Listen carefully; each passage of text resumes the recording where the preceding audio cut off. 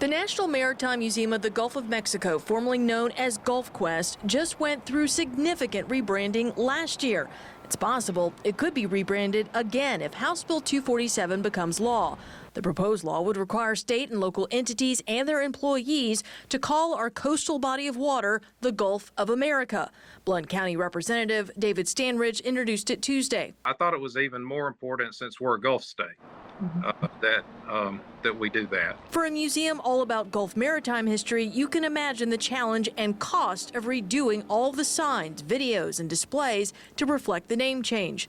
Far out in the Gulf of Mexico, Stanridge says that's why the proposal says entities need to make, quote, reasonable efforts to update all pre-existing resources. The proposal also says it, quote, shall not apply if compliance would impose an undue burden. If it's an undue burden, they really don't have to change it until, but if they get ready to put a new sign up, we would hope that they would do that to follow along with the law. But we don't want them to have to go to expense, especially if they don't have the budget to do that, or if it's resources in a school, if it's a map that a teacher's using or something like that.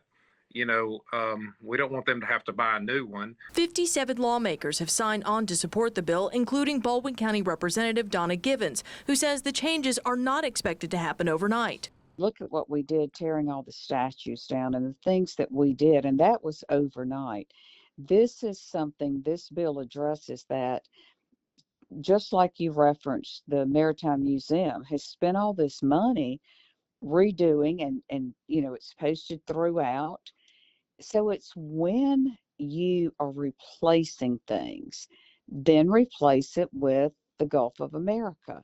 So it's not like everyone is required to go out and rush and spend money that's not budgeted. Not everyone's on board. Mobile Representative Barbara Drummond questions what will happen when Trump's out of office and a different president issues another executive order changing the name back, and all the confusion and cost that will cause. We have spent a lifetime branding ourselves in South Alabama around the Gulf of Mexico.